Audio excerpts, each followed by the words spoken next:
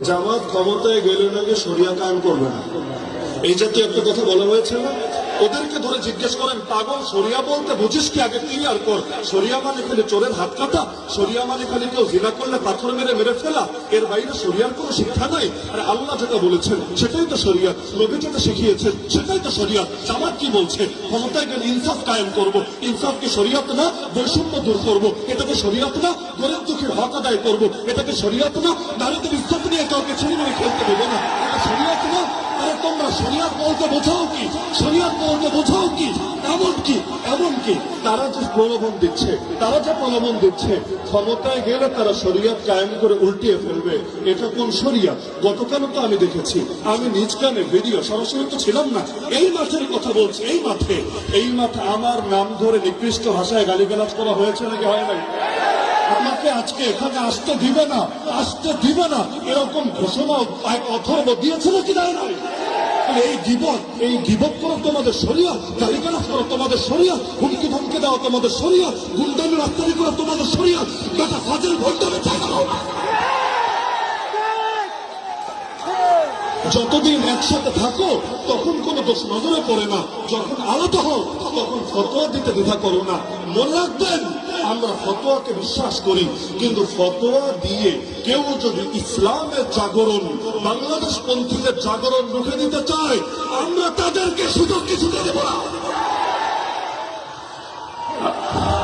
আমার সর্বশেষ point, vote হলো আমানত, ভোট হলো ওয়াকালত, ভোট হলো সুপারিশ। সুতরাং ভোট দেওয়ার আগে আল্লাহর ওয়াস্তে প্রত্যেকে নিজের বিবেকের কাছে দায়বদ্ধ থেকে ভোট দিবেন ইনশাআল্লাহ। নাকি 500 টাকা আর 1000 টাকা পকেটে আসলেই ভোট সেদিকে দেওয়া শুরু করে দিবেন? কেউ যদি টাকার বস্তা নিয়ে নামেও, ইতিমধ্যে হয়তো নেমে গিয়েছেও, টাকার বস্তা নিয়ে নামলেও যদি আপনাদেরকে 500-1000 দিয়ে বলে এটা হাদিয়া দিলাম, ভোটটা আমাদেরকে দিয়ে দিও, আপনি মাথার মধ্যে রাখবেন, হাদিয়াই যদি দাও, ঘোষণ হাদিয়াই যদি দাও, হাদিয়া দেওয়া সুন্নাত, হাদিয়া নেওয়া সুন্নাত, কিন্তু হাদিয়ার তো আর বিনিময় হয় না। তোমাদেরকে একটা থ্যাংক ইউ দিয়ে দিলাম, যা ভাগো, কিন্তু আমরা ভোট আজাদ ভাই ছাড়া অন্য করে দিব না। যারা এখানে আছেন সবাই কোরআনের পাখি, শহীদ আল্লামা দেলোয়ার হোসেন সাঈদী রহমাতুল্লাহকে ভালোবাসেন নাকি বাসেন না?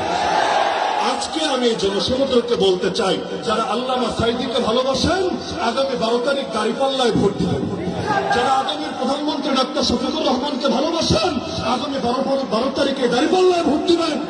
যারা কওমি অঙ্গনের সবচাইতে বলিষ্ঠ কণ্ঠস্বর শেখুল হাদিস এবং শেখুল হাদিস আল্লামা মামুনুল হক সাহেবকে ভালোবাসেন, তার প্রতিনিধিত্ব একটু আগে বলে গেলেন হযরত ওবায়দুল কাদের নদভী সাহেব, আপনারাও দাঁড়িপাল্লায় ভোট দিবেন। আমাকেও ভালোবাসেন, প্রত্যেকে দাঁড়িপাল্লায় ভোট দিবেন।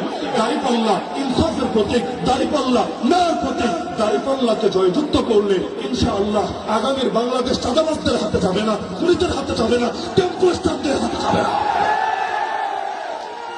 আল্লাহ আমাদের সবাইকে 12 তারিখ বিজয় অর্জন করে বিজয়ের মিছিল করতে করতে ঘরে ফেরার তৌফিক দান করুন। আজকে সর্বশেষ দিনের সর্বশেষ নির্বাচনের জনসভায় এই আলাপটা আমি রেখে গেলাম, এবং পরবর্তীতে আসবো সেটা মিষ্টি খেতে ইনশাআল্লাহ। বিজয়ের মিষ্টি খাওয়াবেন ইনশাআল্লাহ। মিষ্টি খাওয়ানোর জন্য যেটা করা লাগে সেটা করে দেখিয়ে দিবেন। আল্লাহ সবাইকে তৌফিক দান করুন। আসসালামু আলাইকুম ওয়া রাহমাতুল্লাহি ওয়া বারাকাতুহু।